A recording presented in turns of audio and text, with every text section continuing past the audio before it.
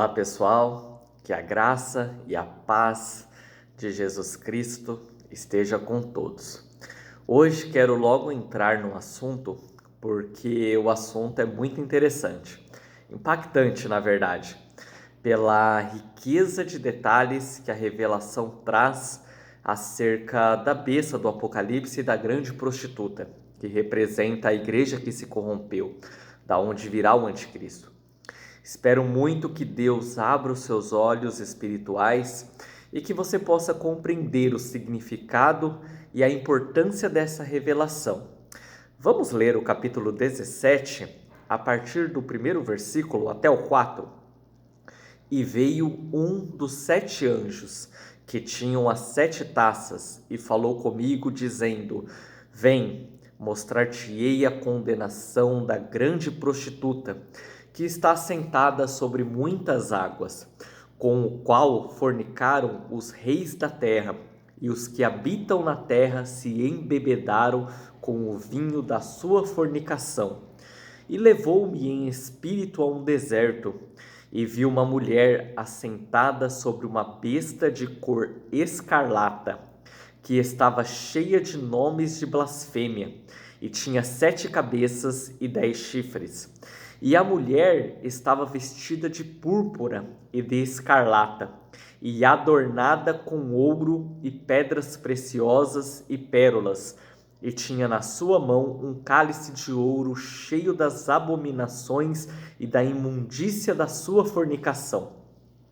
No vídeo anterior, eu falei nele inteiro a respeito do versículo 1, que apresenta a grande prostituta. Essa grande prostituta representa a maior igreja que existe, com influência mundial, que é a Igreja Romana. Ela é a igreja cristã que se corrompeu, que é impura aos olhos de Deus, porque abandonou as verdades do Evangelho. Ela se desviou do caminho da verdade, e dela vem a religião católica, que é a maior religião do mundo. Hoje nós veremos com mais detalhes como é possível afirmar que de fato a Igreja Romana é a besta e sua religião a que se corrompeu. Novamente, quero enfatizar aqui, não estou aqui para ofender a sua crença ou falar que outra igreja é certa e a sua errada. Não é nada disso, muito pelo contrário. Eu quero apenas anunciar ou explicar aquilo que a revelação apresenta de uma maneira muito clara e direta. Fica a seu critério, fica a critério de cada um tomar a decisão que quiser ao ouvir essas palavras.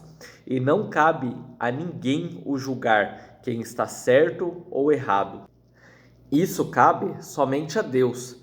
No versículo 2, lemos que os reis da terra, os que habitam na terra, se embebedaram com o vinho da sua fornicação. Isso significa que as nações, de maneira geral, foram coniventes com todas as práticas dessa igreja. As nações absorveram a mentira e participaram das suas atrocidades. Veremos um pouco mais disso para frente. Mas aqui está dizendo que as nações estão contaminadas pela mentira. Até por isso que a igreja exerce essa influência mundial. Ela tem poder sobre as nações. No versículo 3, João vê essa mulher, a prostituta, assentada sobre a besta de cor escarlate, que é vermelho. E esta besta estava cheia de nomes de blasfêmia. O que é blasfêmia? É se colocar no lugar de Deus, é receber adoração, é querer fazer aquilo que apenas Deus pode fazer, como, por exemplo, perdoar pecados. Apenas Deus tem poder para perdoar pecados. Nossos pecados são perdoados pelo sangue de Jesus que foi derramado por nós. Então, se alguém diz, eu perdoo os seus pecados, ou faça isso que te peço e seus pecados serão perdoados, essa pessoa está se colocando no lugar de Deus. Isso é uma blasfêmia. Então, esta besta está cheia de nomes de blasfêmias. Ou seja, muitas pessoas ao longo da história se colocando no lugar de Deus. mudando a lei de Deus, dizendo que a tradição, aquilo que eles criaram, aquilo que a igreja criou, é a verdade de Deus e não aquilo que Jesus ensinou. Isso é muito sério. Não é porque um ritual é criado e repetido por muitas vezes que ele se torna verdadeiro ou eficaz para fazer alguma coisa. Apenas a palavra de Deus, aquilo que o Espírito Santo inspirou homens a anunciar e Jesus Cristo confirmou através da sua obra de salvação, isso é a verdade e nada pode anular isso. Então, a igreja aqui que está em cima da besta está vestida de vermelho. Essa questão da cor vai ter um grande significado que já veremos. E a besta tem 7 cabeças e 10 chifres. Isso nós veremos em um próximo vídeo, porque será um vídeo inteiro só para falar das 7 cabeças e 10 chifres desta besta, tá bom? Versículo 4. A mulher, que é a igreja, que se corrompeu, a prostituta que está sentada sobre a besta, está vestida de púrpura e escarlate, e adornada com ouro, pedras preciosas e pérolas, e tinha na sua mão um cálice de ouro cheio das abominações que praticou. Gente, eu quero chamar a atenção para estes detalhes que é extremamente importante, porque aqui a palavra revela as características da igreja que se corrompeu, para que não haja dúvidas sobre quem ela é. A palavra diz que a igreja se veste com roupas roxas e vermelhas. Essas cores retratam quem ela é. Olha essa imagem que estou colocando agora.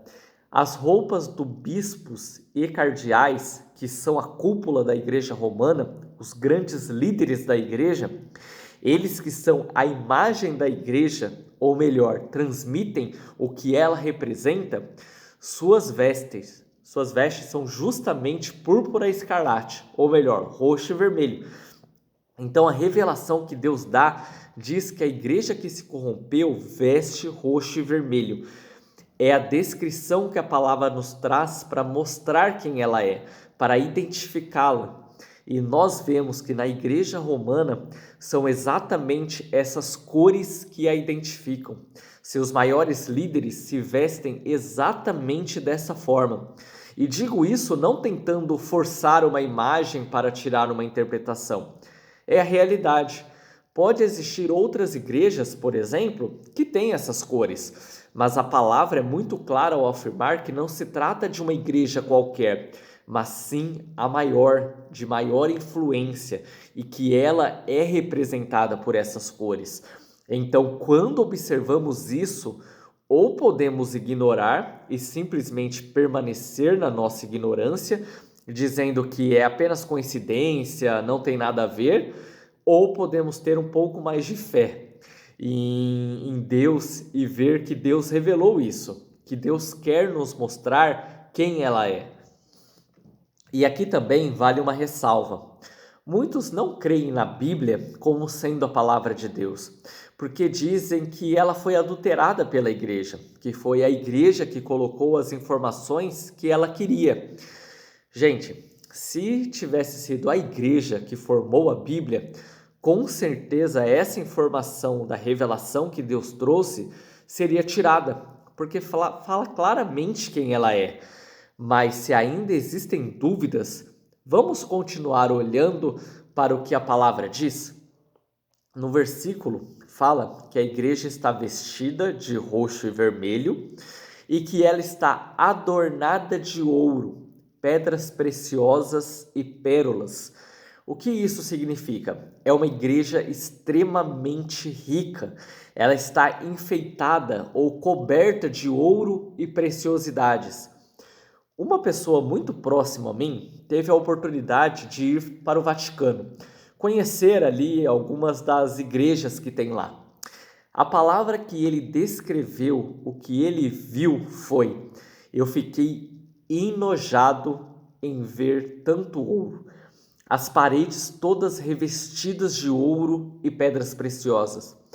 Foi interessante essa palavra que ele usou para descrever o que sentiu, porque naquele momento ele se sensibilizou com grande parte da população que é pobre, às vezes passam fome, e em um só lugar tanta riqueza que não tem como calcular.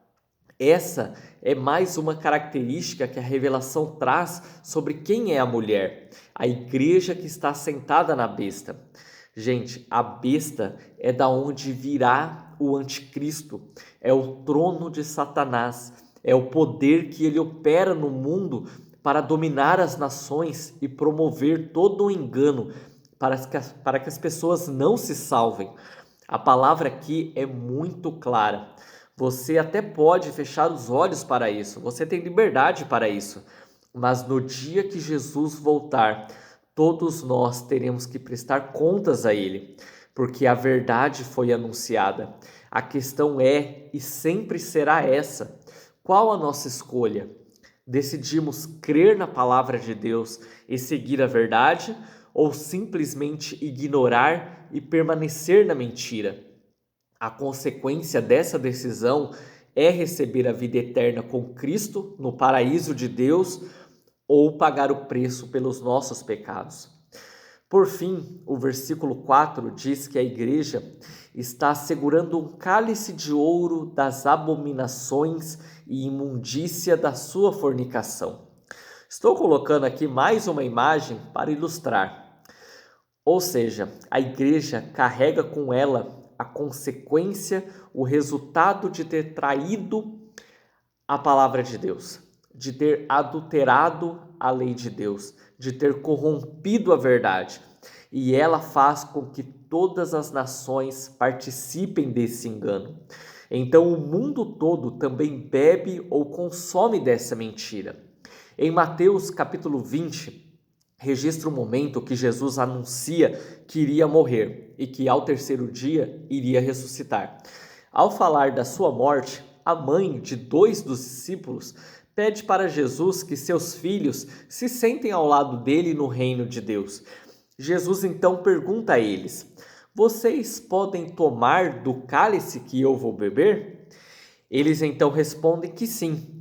Jesus disse que de fato eles iriam beber do mesmo cálice, mas o assentar ao lado dele, isso pertence ao Pai. O que isso significa? Beber do cálice é participar daquilo que Jesus iria enfrentar.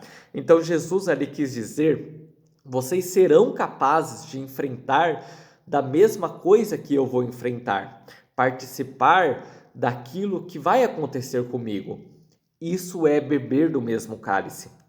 Então, esta revelação de Apocalipse traz o mesmo conceito. A igreja está cheia de práticas enganosas, que são impuras aos olhos de Deus. E as nações, os povos, uma grande multidão bebe desse cálice, participa, concorda, aceita tudo aquilo que é oferecido. Resumindo, a prostituta que está sentada na besta é a igreja que se corrompeu. Uma igreja identificada com as cores roxo e vermelho, cores de predominância que as representa. Essa igreja é rica e totalmente coberta em ouro e pedras preciosas. Não existe nenhuma outra igreja ou religião que se compara à riqueza que existe no Vaticano. Não apenas as riquezas expostas, mas também no Banco do Vaticano, que é considerado o mais poderoso do mundo. E por fim, é a igreja que adulterou. Ela era para ser a igreja de Cristo, mas se desviou dos caminhos de Deus e se tornou o trono de Satanás. Por isso que ela está sentada sobre a besta. A besta é a ação de Satanás no mundo. É o poder que ele utiliza para dominar o mundo. Eu não sei como é para você ouvir esse tipo de coisa. Normalmente, nossa mente ela vai colocando desculpas ou tentando ignorar tudo isso que está revelado. Parece que nossa mente sempre quer lutar contra a verdade, mas a palavra de Deus é muito clara e muito detalhada, para que não haja dúvidas nos filhos de Deus. Espero que o Espírito Santo abra seus olhos para a verdade e você se afaste do erro. Não importa o tempo que você permaneceu na ignorância, o quanto você se dedicou àquilo que é contrário à palavra de Deus, porque não tem importância. Porque em Atos 17:30 diz que Deus não leva em consideração o tempo da ignorância ou falta de sabedoria, mas que ele chama a todos neste momento para se arrependerem dos seus pecados e aceitarem a verdade. Fazendo isso, você receberá a salvação. Então Deus sabe que você foi enganado, mas Ele está se revelando a você, dizendo: agora é a hora de se arrepender, agora é a hora de mudar, agora é a hora de aceitar o meu perdão e a minha salvação. Afaste-se do erro, fique longe do engano. Hoje Deus quer te salvar. E sabe o que é mais maravilhoso? Que para receber a salvação, você só precisa falar com Ele do seu jeito, dizendo: Senhor, eu reconheço que vivi no engano. Senhor, eu reconheço que muitas coisas que fiz e tenho feito e falado não te agrada, não é algo bom para minha vida e não está de acordo com aquilo que o Senhor tem para mim. Fala para Ele: eu quero mudar. Venha fazer parte da minha vida. Eu entrego a minha vida em suas mãos e decido participar, decido a partir de agora não querer praticar a minha própria justiça, mas decido crer que a justiça pertence a ti e o que cabe a mim é apenas viver segundo a sua vontade, sentir o seu amor e cuidado sobre a minha vida.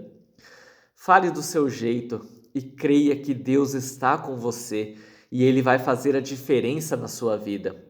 No próximo vídeo, se assim Deus permitir, daremos continuidade ao capítulo 17, vendo ainda mais versículos identificando a prostituta e a besta de Apocalipse. O assunto é muito importante e por isso Deus nos deixou tantas informações, porque realmente precisamos entender isso, porque quando o anticristo se revelar, ele vai enganar todas as pessoas que não são salvas em Jesus. A palavra deixa isso bem claro. Então precisamos estar bem preparados quando isso acontecer, atentos e sabendo de onde ele virá, para que de nenhuma forma sejamos enganados. Que Deus abençoe a sua vida. Espero que continue acompanhando esse estudo, que não é algo teórico, e sim informações que farão toda a diferença na nossa vida. Que o Senhor derrame sobre a sua vida bênçãos, sabedoria e paz, e que em todo momento você se sinta amado por Ele. Que Deus seja com você. Amém?